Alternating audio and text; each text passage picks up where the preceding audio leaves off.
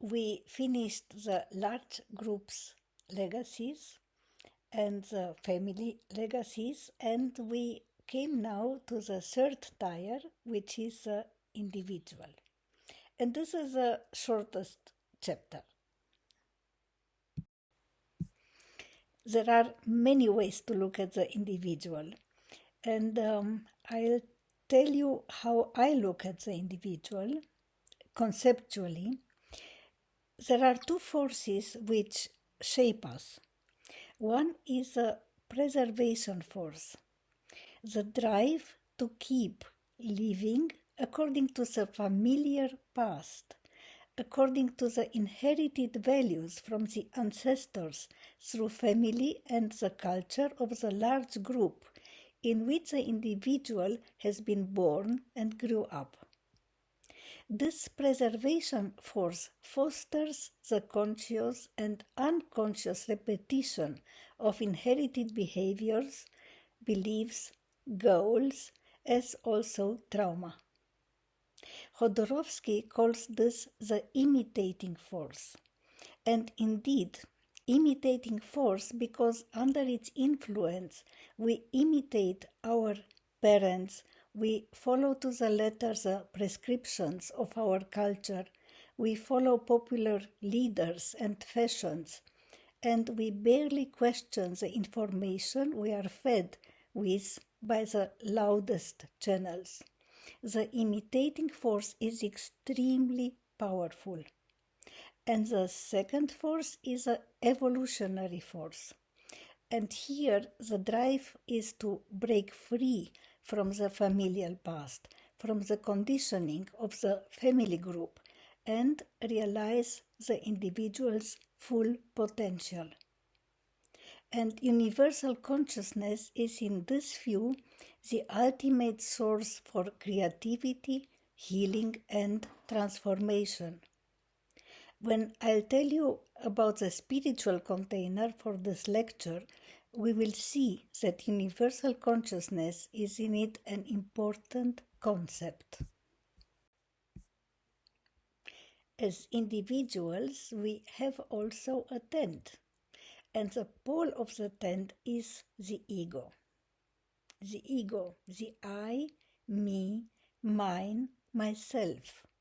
The ego keeps everything together. All memories of I, me and myself, my body, my knowledge, my name, my thoughts, my emotions, preferences, taste, moods, my intuitive hunches, my wife, my husband, children, money, house, car, culture, and so on.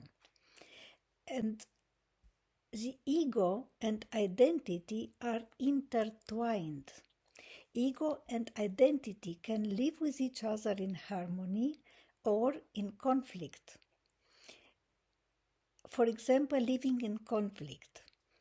If I am gay, yet my ego, under the influence of the preservation force of the norms of society, forbids me to bring my sexual identity into the open and forces me to live in a closet, then there is a conflict between the identity and the ego.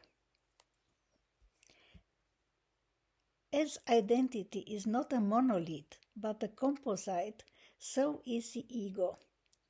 The ego is everything what we are aware of, and the unconscious is not part of the ego. The boundaries between the ego and the unconscious are porous, and some places have even holes. Yet there are also points where the borders between the ego and the unconscious are tightly shut.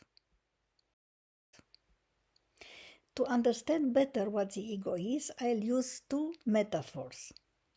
One, the ego as fortress. The ego holds everything together, as already stated, is like a fortress inside which all the components of the composite, so my name, my memories, my culture, and so on, take shelter. The fortress can be very strong, withstand storms, attacks of all kind, can grow in size or can be very weak, truly ramshackle, easily overwhelmed, lose its sovereignty if it has ever been sovereign. Its very history can be recorded truthfully or distorted and falsified. Thus we have strong egos, weak egos, inflated egos, egos with very complicated complexes, and when under psychedelic influence, we can even experience a dissolution of the ego, which can be absolutely terrifying or blissful. The ego fortress is defended with various weapons. These are a topic of research on themselves, since Anna Freud, Sigmund's daughter, published in 1936 her seminal book The Ego and Its Defense Mechanisms.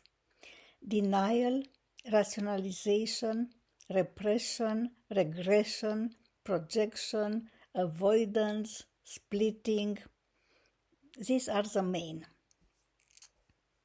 And the fortress has to be defended against what the ego perceives as assaults from the outside world and from the internal world, forces from the unconscious, which sometimes plan through insurgencies. The ego functions as fortress mainly when it gazes inside, when it shuts itself off from the outer world to mobilize its defense mechanisms, or when it has to accomplish some other inner work. 2. The ego as a central government of a country. Well, compare yourself to a country. In this case, your ego is a central government of the country.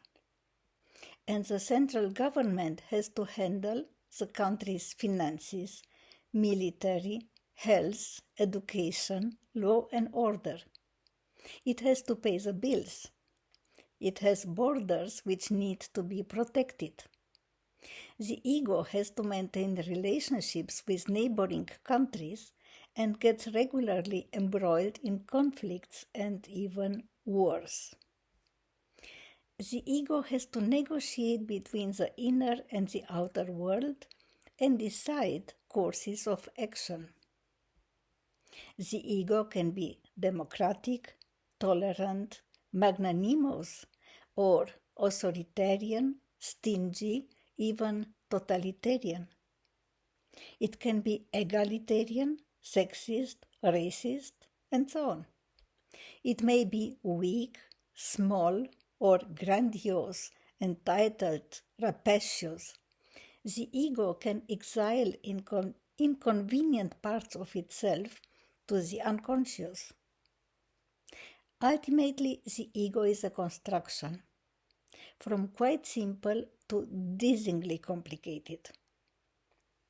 So I hope you get an idea about the ego, the unconscious, and the role they play in how the individual navigates his/her life circumstances.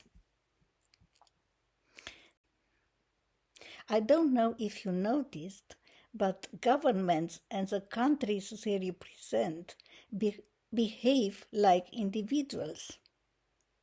Listen to news from this perspective and you will recognize the same dynamic. With this observation, we move from the individual back to the large group. The large group becomes paradoxically a fractal of the individual. And with this, the circle is closed.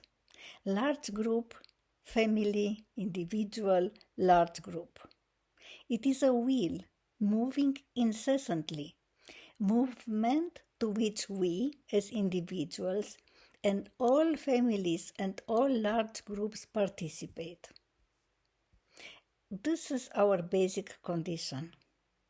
We are tied to this wheel, and by extrapolation, to the big existential wheel, the wheel of life and death. while negotiating two forces: the preservation force, bent upon to keep us tied up, and the evolutionary force, pushing us to free ourselves. And the preservation force is mostly victorious. So far about the individual. In the next part, I'll tell you more about the big existential wheel, the wheel of life and death, of creation and destruction. So the title of this talk is Transgenerational Legacies from a Historical, Psychological and Spiritual Perspective. And we have arrived now at the spiritual perspective. The spiritual container for this lecture is a shamanic medicine wheel. And you can see here a medicine wheel on a Native American side. The medicine wheel is also called the wheel of the four directions, the wheel of life and death, the wheel of creation and destruction, and the wheel of transformations. What is it? What is the wheel? The wheel is a metaphysical space-time machine, which means it refers to the primordial matrix for creation, space and time. Space, because it revolves around the four cardinal directions, and time, because it is built on both the solar and lunar cycles. The wheel is a multi-layered and complex blueprint of creation and all its phenomena, uncovering underlying laws and linking the inner and outer worlds. When we work with a wheel, we work with three elements. One is the wheel itself, which we draw or we install in the landscape, like you can see. I always have the wheel installed in my garden. Then all phenomena, the rhythms of nature, the laws of nature, all beings, all processes, and our own inner world. And we are always on the wheel. We can never get lost if we know the wheel and work with it. By contacting the wheel, we can always know where we are and in which direction we need to go. So let's dive into it.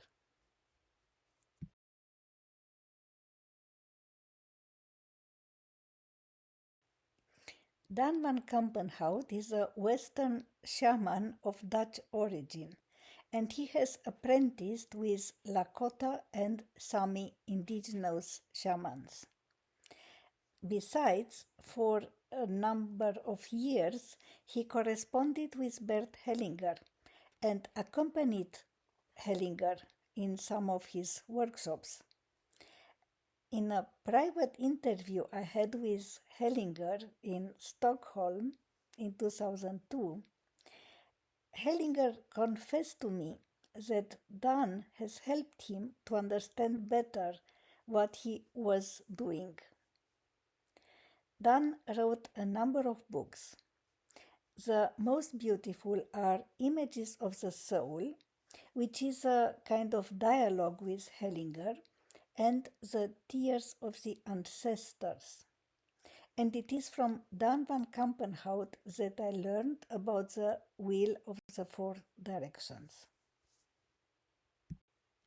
In the medicine wheel, the four cardinal directions, east, south, west, north, are more than astronomical concepts for orienteering and navigating. They are cosmic powers, and they have qualities which permeate the entire creation, all phenomena, and they permeate us, our body-mind. On the wheel in the east, we can contact the powers of dawn, morning, first moon quarter, spring, all beginnings, falling in love, starting a new job, a new business, a new project.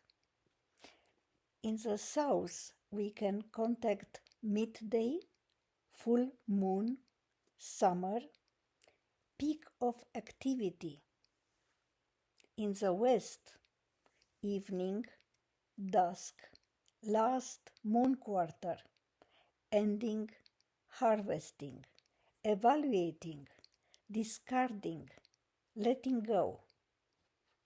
In the north, winter, new moon, resting, hibernating, incubating. Northeast is a point of conception, and west-north is a point of dying. In Hinduism and Buddhism, mandalas are used as spiritual symbols representing the cosmos. They often depict the life on our planet as a microcosmos. Hence, mandala can be understood as a sacred circle or cosmic diagram that represents the cosmic order. So, a medicine wheel is a mandala. And everything what exists we find on the wheel. In this drawing, we find the elements. In the east, water; in the south, fire; in the west, earth; and in the north, air. I told you that the wheel is multi-layered, and we can zoom in each and every phenomenon and uncover the deeper layer.